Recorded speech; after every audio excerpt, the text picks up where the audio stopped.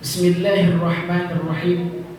Uhayyikum bitahiyatil Islam, tahiyatul ahlil jannah, tahiyatan min 'indillah. Assalamualaikum warahmatullahi wabarakatuh. Alhamdulillah wa kafa, wassalatu wassalamu ala rasulillahil mustafa wa ala alihi wa ashabihi ahla sidqi wal wafa. Amma ba'du. Allahumma la ilma lana illa ma 'allamtana innaka antal alimul hakim. Rabbi israh li sadri wa yassir li amri wahlul 'uqdatam min lisani yafqahu qawli. Yang saya hormati Ketua Perwiridan Mushalah An-Nasirun dan jajaran kepengurusannya, yang saya hormati para orang tua kami, para alim ulama, para asatizah, ustazah, yang besar yang tak bisa dihimbau gelar, yang kecil tak tersebutkan nama, tapi insyaallah kita semua dirahmati oleh Allah Subhanahu wa taala. Rasulullah bersabda, "Man salaka tariqan yaltamisu fihi ilman sahhalallahu lahu bihi tariqan ilal jannah." Barang siapa yang meniti suatu jalan dari salah satu jalan untuk menuntut ilmu, maka Allah mudahkan jalannya untuk menuju surga Allah Azza wa Jalla. Maka hadirnya kita hari ini adalah bagian daripada talabul ilm. Ketika kita menuntut ilmu, berarti kita sedang membuka jalan kita menuju surga Allah. Amin ya rabbal alamin. Kenapa bisa Allah bukakan surganya ketika kita menuntut ilmu? Karena untuk mendapati surga itu butuh ilmu. Bagaimana orang tak tahu salat kalau dia tak tahu tata cara salat? Bagaimana dia mau tahu sah tidak salatnya kalau dia tidak tahu apa saja syarat sahnya salat? Maka orang nggak tahu, dia tiba-tiba sholat saja tanpa berwudu, kira-kira sah nggak ibadahnya, Bu? Atau ketika dia berwudu, cuman dia lupa untuk membasuh kakinya, langsung saja dia setelah membasuh telinga dia baca doa, kira-kira sah nggak sholatnya? Mau seumur hidup dia sholatnya tak terima, sia-sialah semua ibadahnya. Maka itulah gunanya menuntut ilmu, maka jalan menuju surga Allah. Dan juga ketika ada orang yang ditimpa masalah, orang ketika ada permasalahan rumah tangga, dia tak tahu bahwa rumah tangga itu permasalahannya kompleks. Ya, karena memang setiap rumah tangga pasti ada masalah. Justru ketika rumah tangga tak punya masalah, itu yang dipermasalahkan. Kenapa? Karena kita curigai, kenapa kok bisa? Karena memang ketika manusia merupakan hayawan, apa istilahnya, zon politikon, atau di mana manusia itu merupakan tempatnya berinteraksi. Setiap orang berinteraksi pasti bergesekan. Namanya orang memiliki lain kepala, lain pula pendapat, lain pula ini ya. Jadi ketika dia mengungkapkan sesuatu pasti akan ada perbedaan pendapat. Makanya dalam filosofi Islam atau dalam psikologi Islam, sebenarnya rumah tangga itu adalah laboratorium kehidupan. Laboratorium kehidupan. Siapa yang tahu itu semuanya? Orang yang berilmu. Mana tahu orang yang tak berilmu. Maka beda orang dulu. Kalau orang sekarang, ketika ada ustazah yang dia doktor, kemudian dia sering berbicara tentang permasalahan rumah tangga itu, Aisyah Dahlan, Dokter Aisyah. Dia dokter, tapi dia banyak belajar tentang psikologi. Dia memberikan karakter manusia itu ada 4 katanya.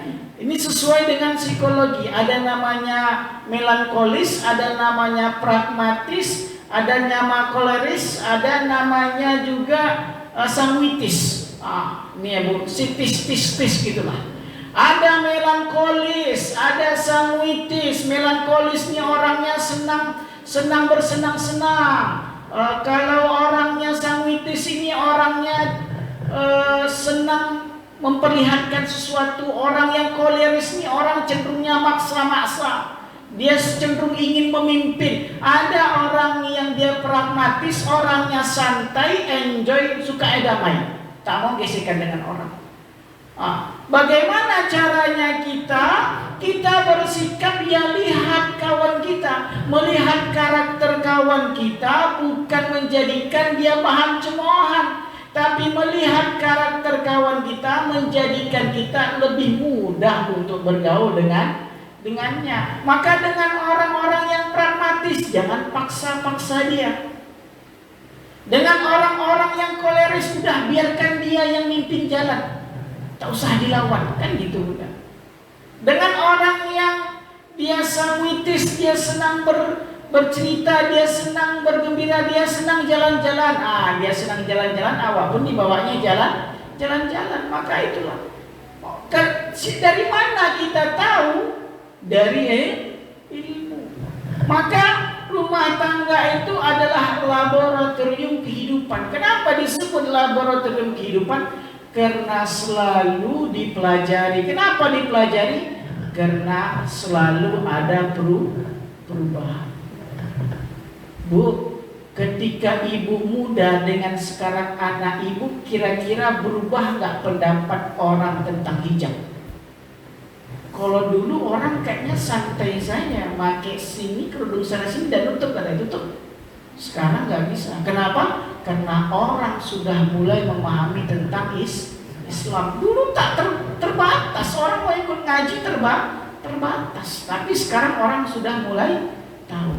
Maka Allah katakan, yarfa'illahu alladhina amanu minkum walladhina utul ilma darajat. Itulah maksud Allah. Allah mengangkat derajat orang yang beriman dan berilmu beberapa derajat. Kenapa? Karena kalau orang berilmu, dia ketika menghadapi masalah, dia bukan mencari masalah baru, tapi dia mencari solusi permasalahan itu. Kenapa? Karena adanya ilmu. Saya punya cerita Bunda, saya punya kawan saya itu, mungkin saya pernah ceritakan, Allah alam, tapi saya rasa belum, kita ceritakan lagi lah.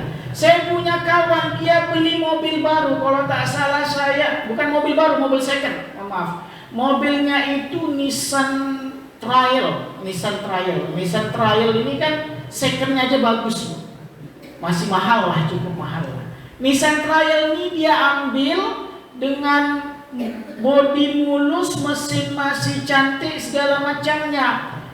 Dia bawa dari Pekanbaru ke Dumai, karena dia beli di Pekanbaru. Dia lewati jalan tol. Ketika dia lewat jalan tol, pas sampai kilometer 50 sampai 60, dia terasa panas mobil dia, tapi dia rasa mungkin kena panasnya matahari, terik matahari kemudian beradu dengan aspal jalan tol, makanya panas. Tak sadar dipacunya terus mobilnya, sampailah jarum di mobilnya itu overheat. Panasnya itu melebihi. Apa yang terjadi? Mobilnya blok, bus pecah. Berhenti mati tiba-tiba. Ternyata apa? Overheat bukan. Maka kalau udah overheat, kap mobil depan itu tak boleh dibuka. Kalau dibuka, meledaklah, hancur semuanya, karena uapnya akan bertebar kemana-mana. Apa sebabnya? Karena tak punya ilmu. Karena tak punya apa ilmunya. Kalau kita beli mobil, kalau mau kita berangkat kemana-mana, berangkat jauh kemana-mana, cek dulu air karburatornya. Sederhana kan Bu? Cek dulu air karburatornya, berisi apa enggak. Kalau dia berisi, maka kalaupun kita pacu mobilnya dengan kecepatan tinggi, panas pun dia, maka air karburator itu akan mendinginkan mesin. Maka ketika dingin mesin, maka mobil akan awet. Tapi ketika kita biarkan dia panas, overhead, maka hancurlah mesin, langsung tak bisa jalan. Apa yang terjadi? Dia awalnya senang membeli mobil, sekalipun mobil second, tapi baru dipakainya senang, Nissan Trail, tak, akhirnya dia harus mengeluarkan uang 20 juta lagi hanya untuk memperbaiki mesin. Apa sebabnya? Tak punya ilmu. Maka itu penting ilmu. Maka begitu juga dengan sholat tadi. Maka ilmu itu penting. Ilmu dunia penting, ilmu matematika penting, ilmu ekonomi penting. Bagaimana kita mau berdagang kalau kita tak tahu kali-kali? Nanti kita dikali-kali sama pembeli. Maka penting ilmu itu. Maka orang yang menuntut ilmu, orang yang memiliki ilmu, Allah angkat derajatnya beberapa derajat. Itulah makna simpel daripada makna yarfa'illahu alladhina amanu minkum walladhina utul ilma darajat, bahwa Allah mengangkat derajat orang-orang yang beriman dan berilmu beberapa derajat. Maka berbahagialah bunda yang sering hadir dalam majlis ilmu. Pertama, Allah tentramkan hatinya, didoakan oleh para malaikat. Kemudian Allah bukakan pintu rahmat. Kemudian dieluk-elukkan oleh Allah Subhanahu wa taala, dibangga-banggakan oleh Allah Subhanahu wa taala. Maka mana lagi yang kita inginkan? Maka tentu Allah berikan kita surga. Maka teruslah menuntut ilmu bunda, hadiri majlis-majlis ta'lim, karena majlis ta'lim ini adalah majlis yang mengangkat derajat kita dan insya Allah akan memasukkan kita ke dalam surganya. Hari ini saya ingin mengkaji sebuah ayat Allah dalam surah As-Saff. Dalam surah As-Saff Allah katakan, Ya ayyuhalladzina amanu hal adullukum ala tijaratin tunjikum min adzabin alim. Kata Allah, wahai orang-orang yang beriman, maukah kalian aku tunjukkan suatu perniagaan, suatu perdagangan yang akan membuat kalian selamat dari azab yang sangat pedih. Ya ayyuhalladzina amanu, wahai orang-orang yang beriman. Allah ajak kita orang yang beriman untuk berdagang. Allah ajak kita sebagai orang yang beriman untuk berinvestasi. Allah ajak kita orang yang beriman untuk mencari keuntungan. Kita hidup mau untung mau rugi bunda? Untung ya bu ya. Kalau kita berdagang, kita rugi, kira-kira enak nggak berdagang tuh? Pasti kita akan pulang. Ada usaha lagi buka toko, ada usaha lagi jualan. Ngapain jualan, rugi? Ya kan bunda? Tapi Allah ajak kita berdagang, Allah ajak kita berniaga, Allah ajak kita berinvestasi. Kalaulah ada orang yang mengatakan, Bu, sini duit bu, berapa duit? 100 juta bu. Apa tuh? Kalau 100 juta saya kasih ke kamu. Gini bu, saya ada main money games lah. Dia nggak bilang money games karena kalau money games itu saya main investasi bu. Kalau ibu kasih saya 100 juta, nanti insya Allah nanti 1 bulan kemudian ibu pasti akan balik. Saya balikkan 1 bulan kemudian 130 juta. Mau nggak ibu? Mau nggak? Mau. Siapa yang tak mau? Inilah banyak investasi itu. Saya heran. Ada lagi. Ada kemarin saya lihat ada juga investasi emas. Investasi emas, dia bilang beli emas Pak, invest 10 gram kata dia. 10 gram itu harganya sekarang 10 kali 900 ribu, 9 juta. Nanti balik sebulan kemudian emasnya jadi 15 gram. Hebat repot, saya bilang. Kok bisa? Pokoknya bisa, kata dia. Kami main di apa? Main di bursa saham, kata dia. Hebat. Main emas di bursa saham kok bisa. Tapi itulah yang terjadi. Banyak orang itulah money game yang ibu lihat. Kalau ibu pernah lihat Crazy Rich itu Bu ya, pernah lihat kan? Ada orang investasi 100 juta, nanti balik 200 juta. Ada lagi yang invest tiba-tiba datang lagi invest 200 juta. Balik ternyata 400 juta. Orang yang lihat terbelanga lah, kata dia. Oh iya ya betul, dapat, kata dia. Balik. Ketika dia invest 1M, tak balik-balik duit dia. Akhirnya tipu, manusia itu tipu. Tapi Allah ajak kita berinvestasi. Allah ajak kita berdagang. Mau investasi, berdagang dengan Allah, berinvestasi dengan Allah. Apa kata Allah? Investasi yang pertama akan menyelamatkan kalian dari api neraka. Karena api neraka itu pedih, sakit, susah kalau kita tak bisa. Apa? Saya sering cerita apa azab yang paling ringan. Azab yang paling ringan tuh azabnya paman Nabi, ayahnya Ali bin Abi Thalib. Abu Thalib, apa azabnya Abu Thalib bin Abdul Muthalib? Azabnya itu dia dikasih sandal dari api neraka. Kemudian dia berjalan dengan sandal dari api neraka tersebut. Sandal tersebut membuat hangus kakinya, tapi yang mendidih otaknya. Otaknya. Padahal sandal di kakinya. Itulah saking panasnya api neraka. Itu yang paling ringan. Kalau di neraka itu kita disayat sama silet sekarang, disayat, sakit gak mau sayatnya? Sakit, tapi nanti akan hilang sedikit demi sedikit, ya kan Bu ya? Kalau di akhirat tidak, sudah disayat lagi, dibuat Allah sembuh langsung sesaat, disayat lagi, sembuh langsung sesaat, disayat lagi. Artinya diulang sama Allah, tak ada jeda untuk tidak merasakan sakit. Maka azabnya azab yang sangat pedih.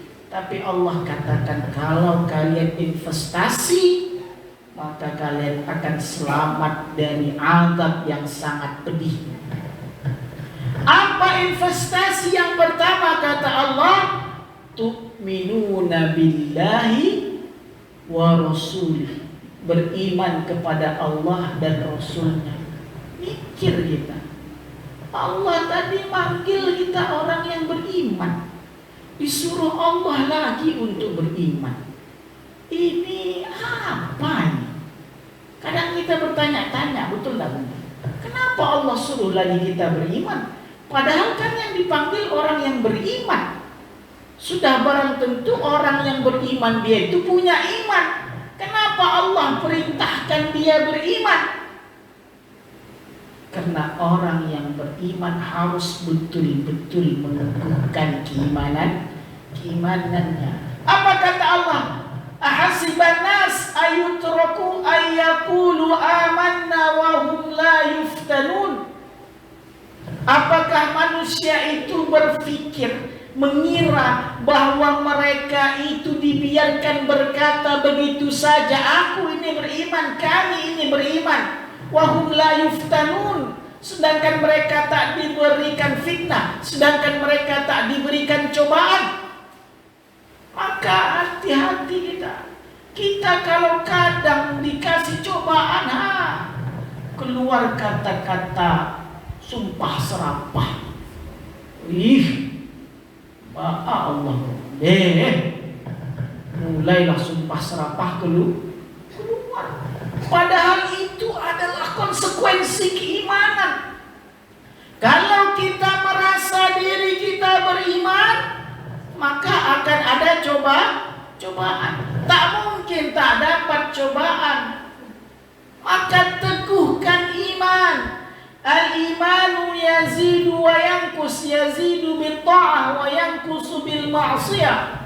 Iman itu dia bertambah dan berkurang, naik turun. Dia itu naik dengan ketaatan, turun dengan maksiat. Maksiat paling sederhana itu apa?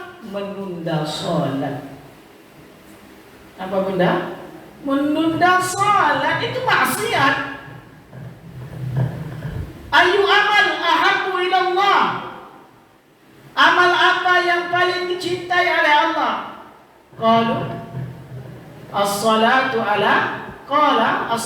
ala waqtiha. Ditanya oleh para sahabat, amal apa yang paling dicintai oleh Allah? Maka Rasulullah berkata, salat tepat pada waktunya. Kita tunda-tunda. Inilah yang dikatakan Allah, wailul lil mutaffifin, wailul lil musallin.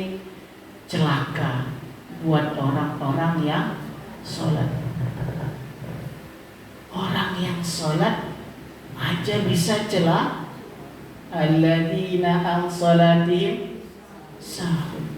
Orang yang dia itu sengaja melupakan sholatnya, sengaja menunda-nunda sholatnya, maka hati-hati. Sibuk masak, datang azan, ya perempuan itu memang tak wajib ke masjid, tak perlu dia ke musholla. Tapi alangkah baiknya kalau dia lebih sering ke musholla daripada ke pasar, ke mall. Alangkah lebih baiknya dia lebih sering ke musholla, ke masjid daripada ke mall, ke pasar. Ini kalau dihitung-hitung mana sering ke masjid apa ke pasar? Lebih sering pula ke pasar. Nah itu benar. Memang tidak diapa.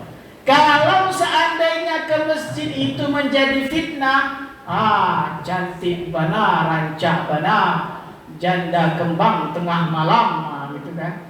Kalau dia berjalan jadi fitnah, tidak usah dia ke musholla, tidak usah dia ke masjid. Tapi kalau tak ada fitnahnya dekat dari rumah dia, maka datanglah ke musholla, datanglah ke masjid. Jangan cuma ibu Anda yang sadar diri, ada suami di rumah, ingatkan, Pak, apa kok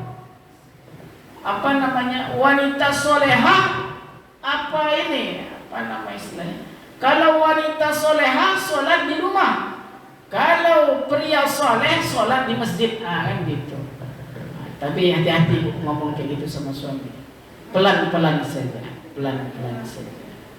Ya, ingatkan dan doakan. Karena sholat itu juga nantinya adalah perdagangan. Nanti akan kita sambung, di situ ada ayatnya. Apa yang kedua itu beriman kepada Allah dan Rasulnya. Kepada Rasulnya apa kata Allah Subhanahu wa ta'ala? Apa kata? In kuntum tuhibbunallaha fattabi'uni yuhibbukumullah.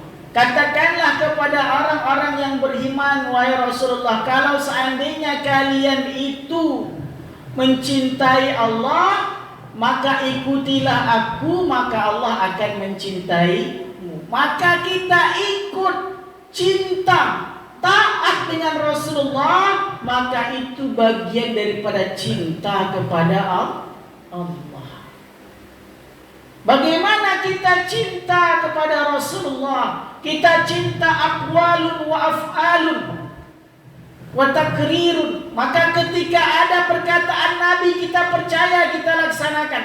Ketika ada perbuatan Nabi dan kita yakin itu dari Nabi, maka kita pun mengikuti. Kemudian ketika ada takrir, ada sebuah perbuatan yang Nabi tidak mengiyakan, tidak melarang dan tidak pula menyerukan, tapi membiarkan, itu juga kita laksanakan. Atau juga kita iyakan, tidak usah kita buat dia haram, dan juga tidak terlalu kita anjurkan. Apapun yang datang dari Nabi kita cinta. Bagaimana menumbuhkan cinta dengan Nabi? Dengan mendengar cerita-cerita sirah nabawiyah. Tahu tentang cerita Nabi Muhammad. Nabi Muhammad tuh orangnya lemah lembut. Ketika dia dipukul, ketika dia diminta, bahkan meminta dengan cara yang kasar, dia tetap memberi. Itulah Rasulullah SAW. Orang yang dulu hampir membunuhnya, yang mencari-cari dia, Abu Sufyan, Ikrimah bin Abu Jahal, orang yang sangat membenci Nabi. Kemudian Abu Sufyan, orang yang sangat membenci Nabi, memusuhi Nabi.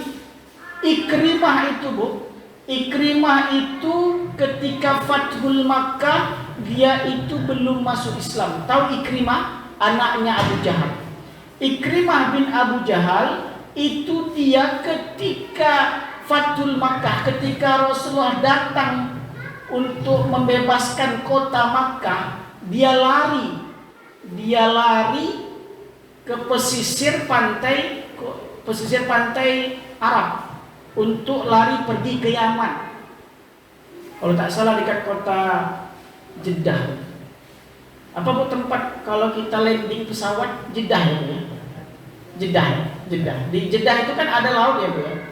Dekat laut Jeddah itulah. Dia lari ke situ. Kenapa dia lari? Dia takut akan dibunuh Nabi.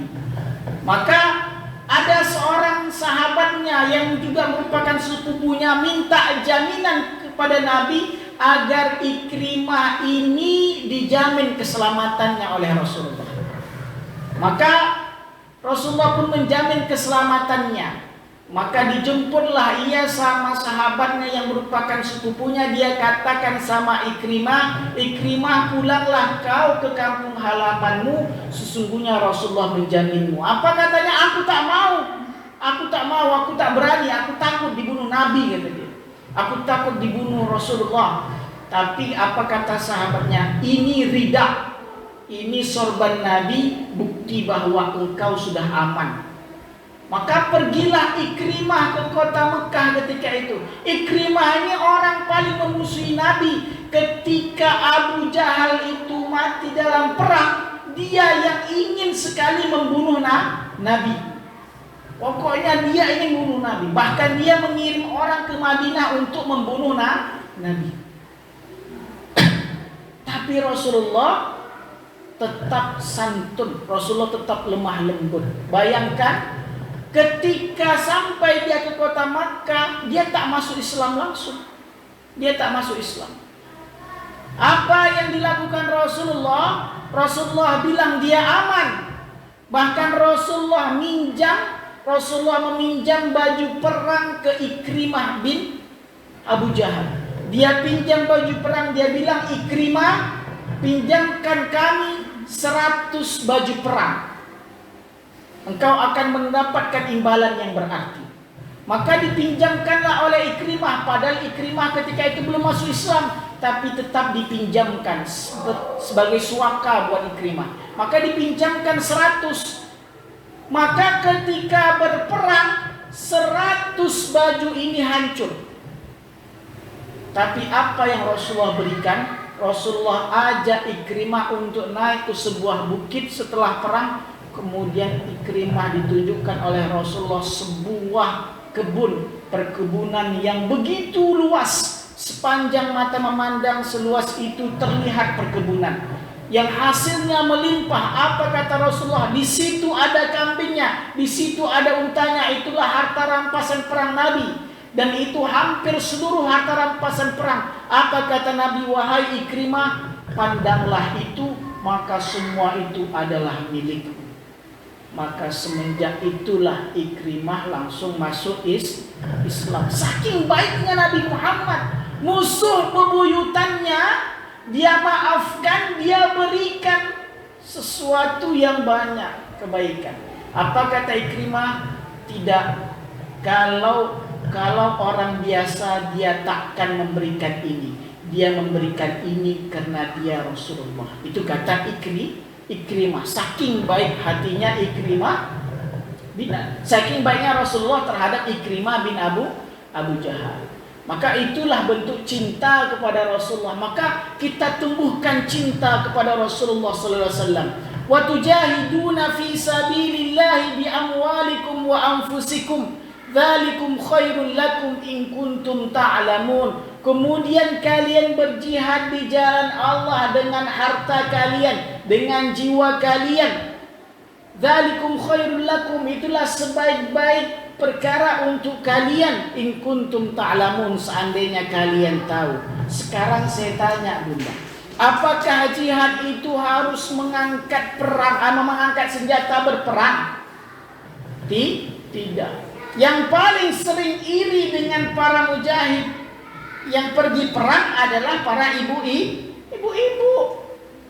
Ibu-ibu iri kepada para mujahid yang mayoritasnya laki-laki. Dia bilang, kami juga ingin mati syahid ya Rasulullah, kami ingin berperang katanya. Orang bisa berperang, dia dapat syahid, dia dapat banyak amal, kami seperti apa? Maka kata Rasulullah, cukup engkau pulang, engkau berikan pelayanan terbaik untuk suamimu, engkau jaga hartanya, engkau jaga kehormatannya, engkau berikan dia pelayanan terbaik, maka itu adalah jihad. Simple sekali jihadnya para ibu itu yang harus dilakukan. Nah, apa selanjutnya investasi yang terbaik? Tadi yuqatiluna fi sabilillah. Ini satu lagi. Ada 3 investasi yang Allah tawarkan kepada kita.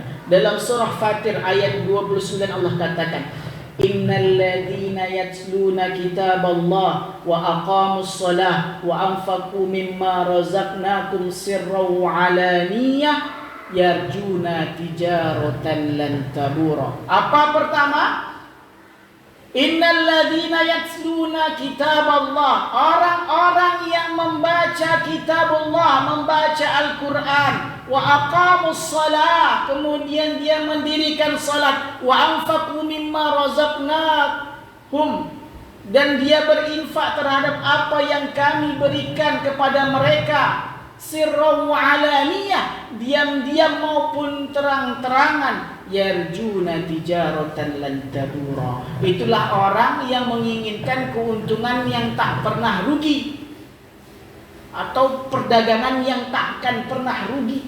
Maka simpel Bu, kalau mau berdagang yang tak rugi sama Allah, baca Quran. Baca Al-Quran.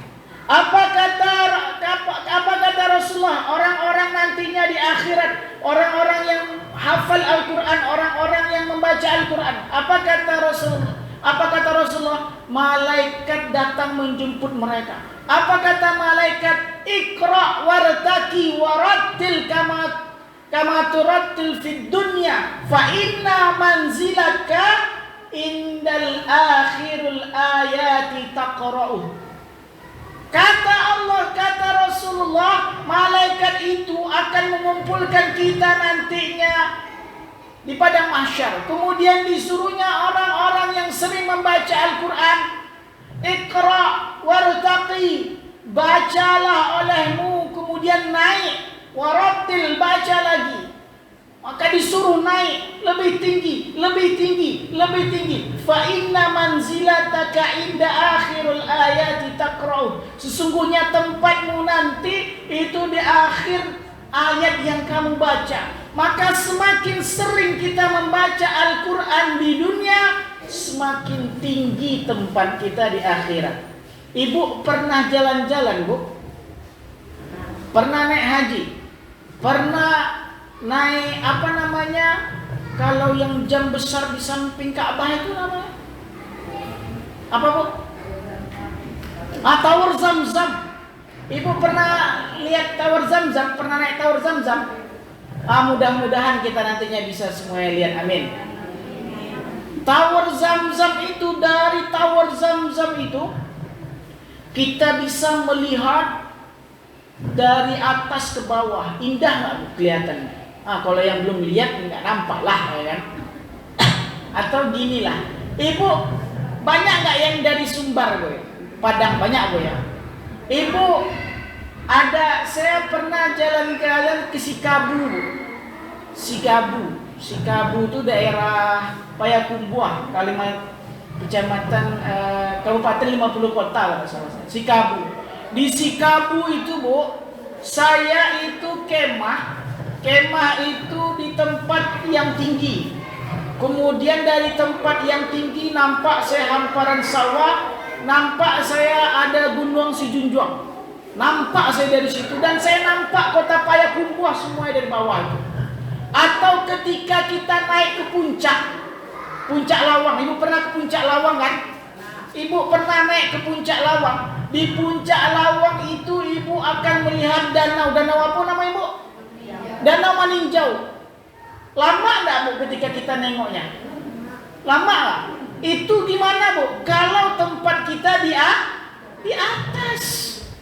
Maka semakin tinggi tempat kita di surga, semakin enak kita memandang ke bawah. Tapi kalau kita di bawah, kita pelangak-pelongok nengok orang yang di atas. Tapi ketika kita di atas rasanya adem. Betul enggak Bu? Nah, itulah gambaran kalau kita disuruh sama malaikat, Iqra wartaqi warattil, naik kalian. Naik sesuai bacaan, baca lagi kata malaikat, naik.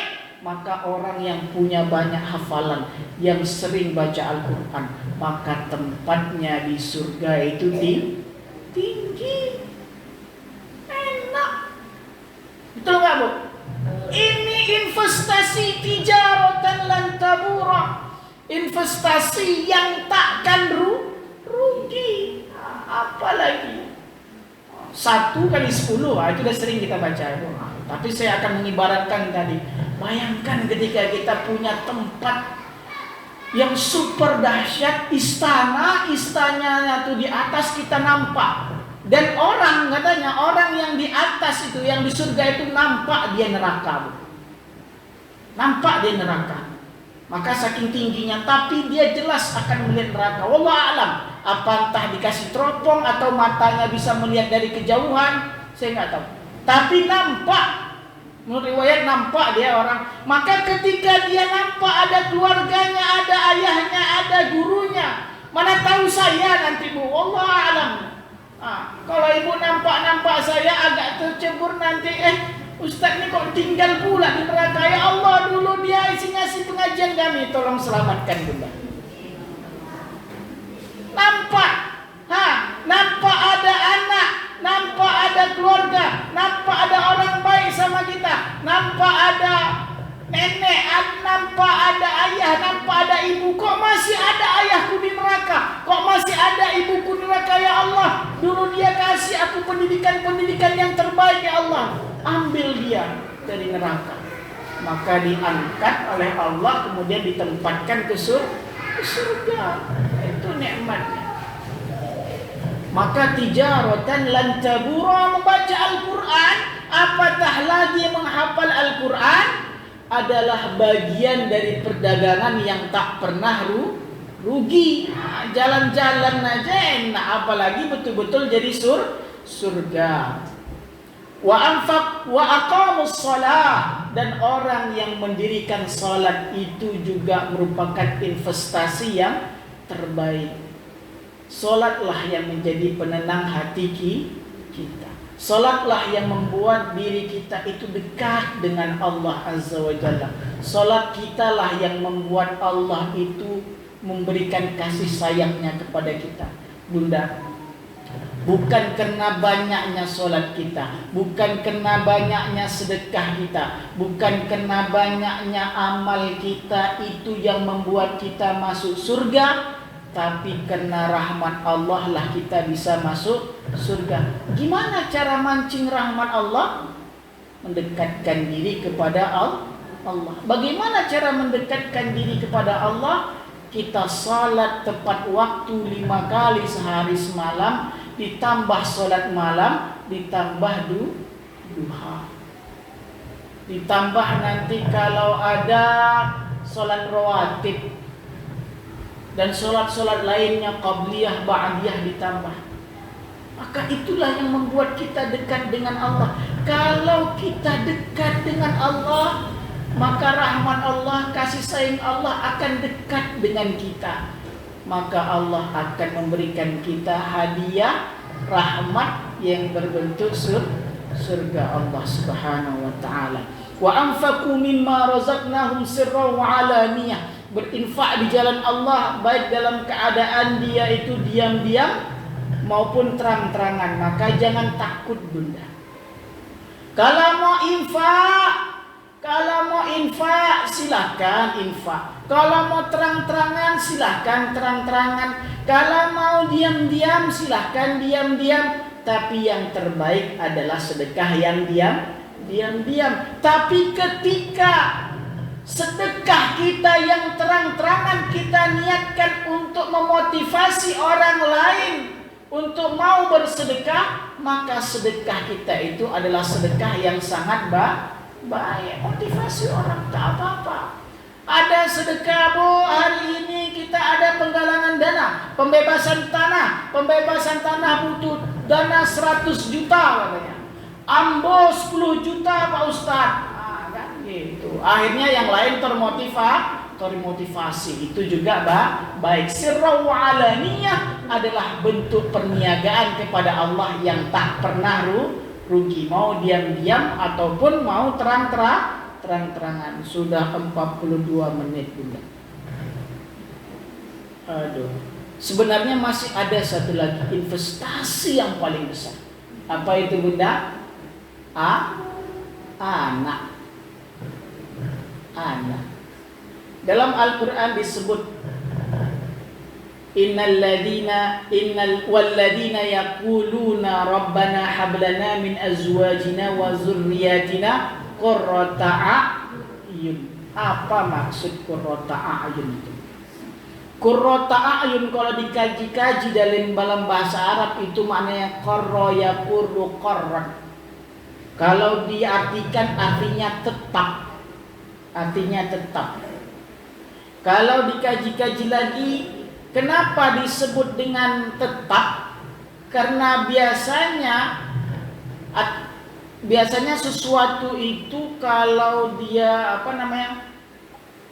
memang artinya tetap. Nah, itu dia, memang artinya tetap. Kalau secara bahasa. Tapi ada lagi kata-katanya yang mengatakan bahwa qarra yaqurru itu al-barad, maksudnya adalah dingin.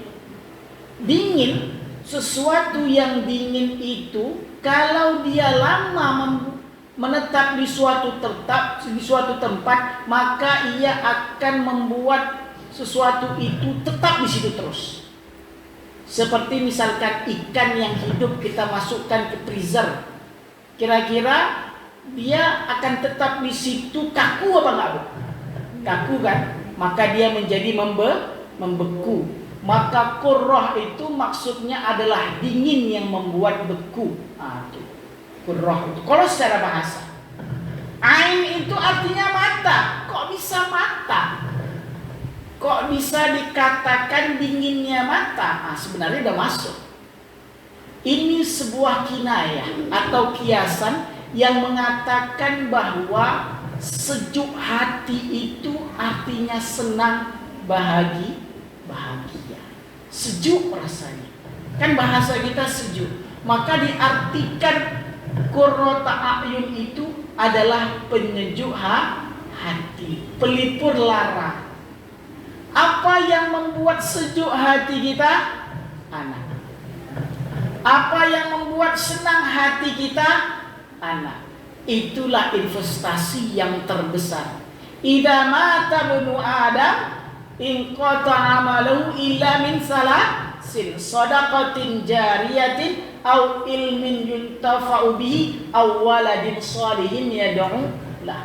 Sedekah jariah, ilmu yang bermanfaat, anak soleh yang selalu mendoakannya. Bagaimana membantu anak yang soleh tadi? Kita bahas di saat yang selanjutnya, insyaallah. Saya rasa sudah capek juga 45 menit. Insyaallah kita akan bahas, tapi paling tidak semua kita ingin memiliki anak saleh yang akan membuat kita sejuk hati kita. Kalau nengok dia itu, ya Allah, senang hati. Kalau tengok anak, nengok dianya aja rasanya dunia ini mau pecah. Itu harus ada yang introspeksi, bukan anaknya.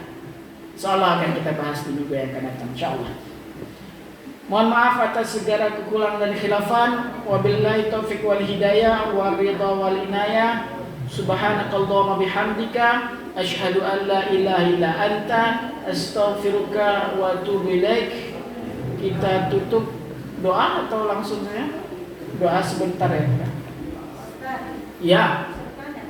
Boleh Bunda. Jangan lama-lama ya. Dia banyak ini susah-susah kan. Itu masalah sedekah secara terang-terangan. Ya. Apakah nanti tak dimulai dia? Baik. Apakah sedekah terang-terangan itu akan menimbulkan riya atau tidak? Maka Allah katakan dalam surah Ad-Duha, fa'amma bi ni'mati rabbika fahaddits. Kalau dengan rahmat Allah itu kita sebenarnya harus menceritakan. Itulah sebenarnya dasar kita untuk bersedekah terang-terangan. Innamal a'malu binniyat, ya Bu ya. Sesungguhnya amal kita itu tergantung niatnya. Kalau kita bersedekah terang-terangan untuk memotivasi orang, itu niatnya baik. Berpotensi nggak untuk riya? Iya berpotensi. Maka kita evaluasi amal itu 3 Bu. 3 evaluasi amal kita. Kita sudah sedekah terang-terangan nih, ya kan? Sedekah terang-terangan ini bisa nggak digerogoti dengan riya? Bisa. Maka evaluasi niat kita yang kuat ketika kita sudah bersedekah terang-terangan untuk membuat orang juga mau bersedekah. Kapan? Sebelum bersedekah.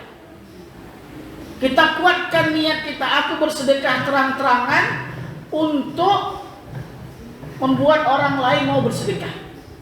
Yang kedua, kapan kita buat evaluasi niat?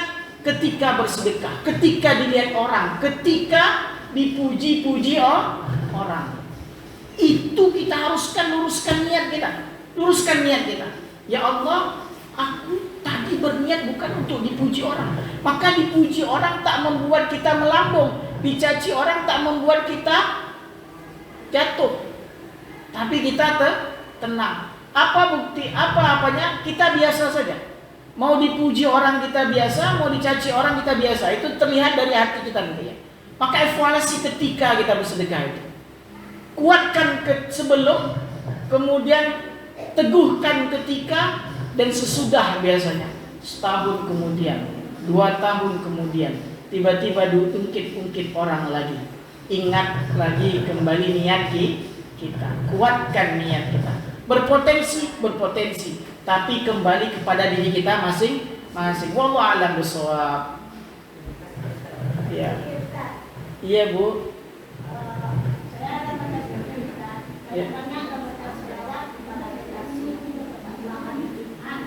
Ya. Allahumma shalli wa sallim ala sayyidina Muhammad. Betul Bunda. Saya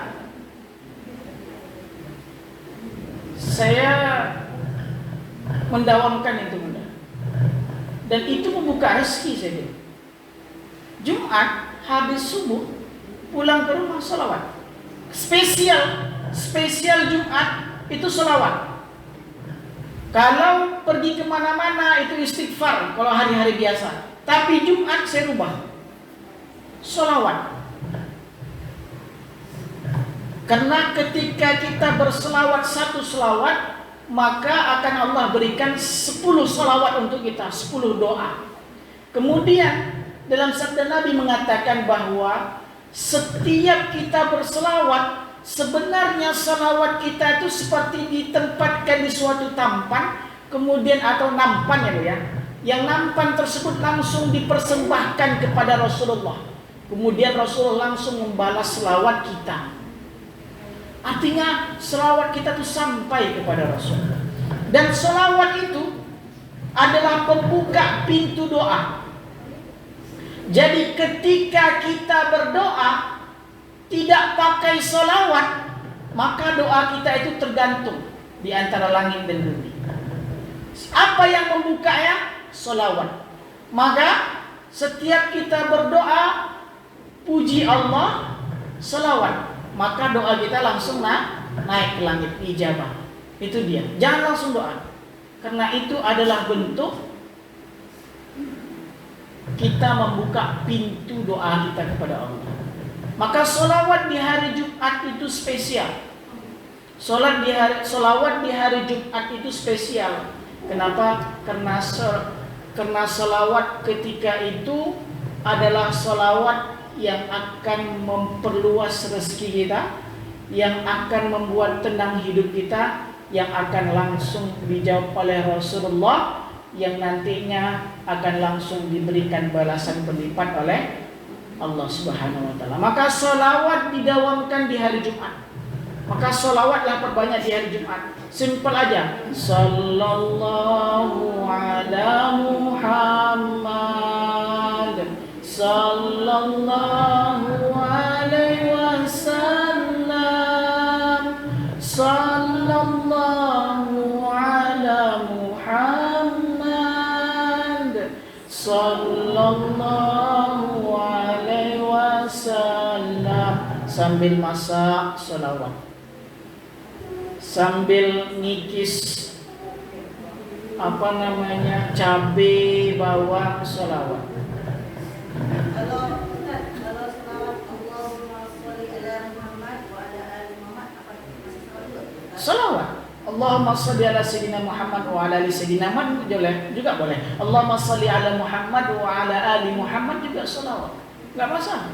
Salawat. Mau salawatnya salawat nariyah. Mau salawatnya salawat tibbul qulub, ya silahkan, apa yang ibu senang. Atau sekalian aja putar, misalkan entah YouTube, entah MP3 kan, dengarkan sambil aktivitas. Adem, salawat itu adem, membuat emosi kita itu meredam emosi kita. Salawat itu enak. Dan itu kalau saya bilang aktivitas itu seperti dimudahkan oleh Allah aja dengan salawat. Itu enaknya salawat, apalagi di hari Jumat. Maka khususkan hari Jumat untuk bersalawat kepada Nabi Muhammad sallallahu alaihi wasallam. Wallahu a'lam bissawab. Akhirnya hampir 1 jam juga akhirnya. Saya rasa cukup ya Bu ya? Cukup ya. Saya rasa. Kita berdoa. Al-Hadi, untuk kesehatan kita, untuk keluarga kita, untuk anak-anak kita, semoga mereka menjadi anak-anak yang soleh dan soleha, menjadi penyujuk hati kita. Al-Hadi niyah wa kullu niyatin soleha. Al-Fatihah. A'udzubillahi minasyaitonir rajim. Bismillahirrahmanirrahim. Alhamdulillahi rabbil alamin. Arrahmanirrahim. Maliki yaumiddin. Iyyaka na'budu wa iyyaka nasta'in. Ihdinas siratal mustaqim. Siratal ladzina an'amta 'alaihim. أعوذ بالله من الشيطان الرجيم. بسم الله الرحمن الرحيم. الحمد لله رب العالمين حمد الشاكرين حمد الناعمين حمدا يعافي نعمه ويكافئ مزيده. ربنا لك الحمد كما ينبغي لجلالك الكريم وعظيم سلطانك. اللهم صل وسلم وبارك على سيدنا محمد في الأولين والآخرين، وصل وسلم وبارك على سيدنا محمد في النبيين والمرسلين، وصل وسلم وبارك على سيدنا محمد في الملأ الأعلى إلى يوم الدين. اللهم أنت ربنا لا إله إلا أنت خلقتنا ونحن عبادك ونحن على أهدك ووعدك ما استطعنا، نعوذ بك من شر ما صنعنا، نبوء لك بنعمتك علينا ونبوء بذنوبنا فاغفر لنا فإنه لا يغفر الذنوب إلا أنت. اللهم اغفر لنا ولوالدينا وارحمهما كما ربيانا صغيرا، واغفر لجميع المسلمين والمسلمات والمؤمنين والمؤمنات الأحياء منهم والأموات إنك أنت السميع قريب مجيب الدعوات يا قاضي الحاجات. أمسينا وأمسى الملك لله والحمد لله لا شريك لك لا إله إلا هو وإليه النشور. أمسينا على فطرة الإسلام وكلمة الإخلاص وعلى دين نبينا محمد صلى الله عليه وسلم وعلى ملة أبينا إبراهيم حنيفا وما كان من المشركين. اللهم ما أمسى بنا من نعمة أو بأحد من خلقك فمنك وحدك لا شريك لك فلك الحمد ولك الشكر. اللهم إنك أنت تعلم أن هذه القلوب قد اجتمعت على محبتك والتقت على طاعتك وتوحدت على دعوتك وتعهدت على نصرة شريعتك فوثق اللهم رابطتها وأد مدها واهدها سبلها واملأها بنورك الذي لا يخبو واشرح صدورها بفيض الإيمان بك وجميل التوكل عليك إنك نعم المولى ونعم النصير. اللهم اجعل جمعنا هذا جمعا مرحوما وتفرقنا من بعده تفرقا معصوما. اللهم إنا نسألك علما نافعا وعملا متقبلا ورزقا واسعا حلالا طيبا يا إله العالمين. ربنا زدنا علما نافعا وارزقنا فهما واسعا فهم النبيين والمرسلين يا أرحم الراحمين. ربنا ظلمنا أنفسنا وإن لم تغفر لنا وترحمنا لنكونن من الخاسرين. ربنا آتنا في الدنيا حسنة وفي الآخرة حسنة وقنا عذاب النار. صلى الله على سيدنا محمد وعلى آله وأصحاب رسول الله أجمعين. سبحان ربك رب العزة عما يصفون وسلام على المرسلين والحمد لله رب العالمين. تقبل الله منكم. Kita tutup dengan doa kafaratul majlis. Subhanakallahumma bihamdika asyhadu an la ilaha illa anta astaghfiruka wa atubu ilaik. Faminkum yang benar datangnya dari Allah Subhanahu wa taala, yang salah datangnya dari diri saya sendiri. Astaghfirukum jami'an. Assalamualaikum warahmatullahi wabarakatuh.